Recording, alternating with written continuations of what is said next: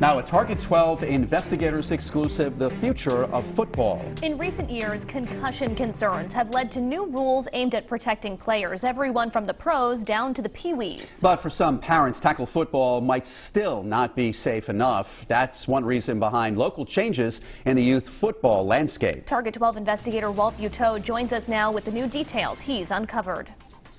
6 states, including Massachusetts, have considered laws with age limits for who can play tackle. Locally, thousands are still playing football, but not all of them are in helmets and pads. Pawtucket Starlington Braves added a pair of teams to their tackle program this season. Hey, plug it inside! Coaches still talk about how many used to play. You know, there wasn't enough space for people to practice.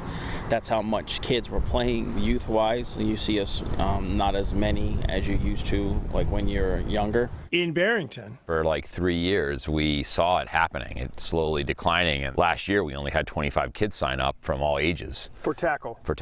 That's why for the first time since Barrington Pop Warner kicked off nearly 50 years ago, the town replaced tackle with flag football starting in 2017. This version of the game has exploded locally over the past 5 years. These two teams play in the newly formed Seekonk Flag Football League. The Next Level Performance Academy, one of the bigger flag leagues in the region, had 100 players in its first season in 2014.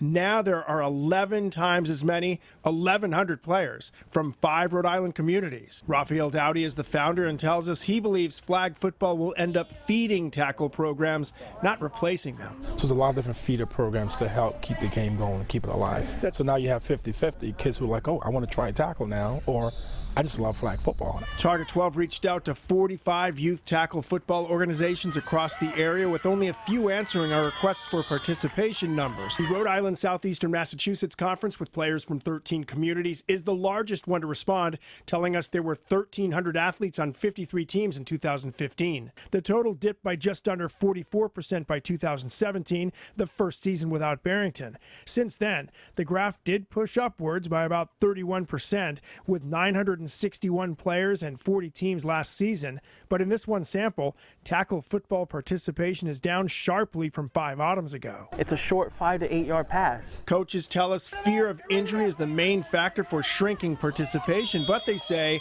teaching safe tackling form without helmet-to-helmet contact and less contact during practice sessions has made the game safer. Pawtucket's Coach Ortega recalls much less caution when he played about a decade ago. Or someone comes down the field on kickoff, helmet to helmet, and his face mask bent, but you just replace it, check him, are you good? Yeah, I'm good, coach, put me back in. Now it's more like you gotta ask those concussion protocol questions.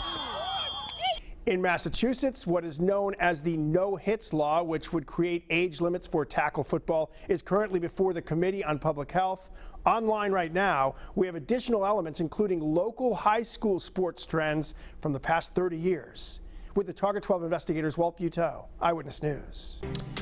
Now, the latest on a Target 12 investigators exclusive, the future of football. As we told you at 5, more local families are choosing flag football over tackle, due in large part to growing concerns about player safety, specifically concussions. And new at 6 tonight, we're taking a closer look at what experts are saying about the injury risk associated with not only tackle football, but flag football as well. Target 12 investigator Walt Buteau joins us now with the new details.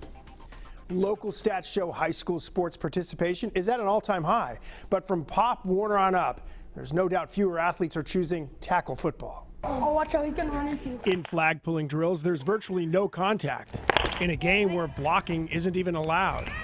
And even though many youth tackle leagues have eliminated kickoffs and coached kids away from head-to-head contact, critics are still skeptical about safety.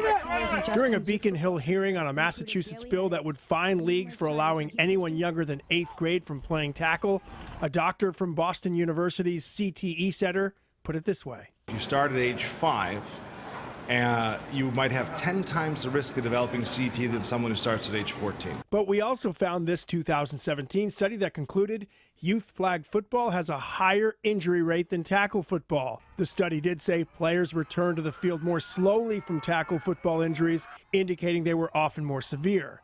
Still, leagues around the area confirm more kids are playing flag and fewer are putting on the pads. The demand prompted Arthur Bonafilia to start the Seekonk Flag Football League but he still coaches tackle, and his children play both versions of the sport. It gives them an opportunity to play the sport that they love and not have to deal with the concerns of tackle. I don't know necessarily that it'll ever replace it, but it'll be present. There's definitely a demand for it.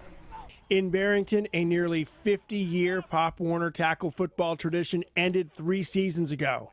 Seth Fisher coached in the league, telling us there were other factors in the decline, including athletes choosing and even specializing in other sports. There's a lot of reasons. I think a lot of parents are still scared of injuries, just like my parents were when I was a kid.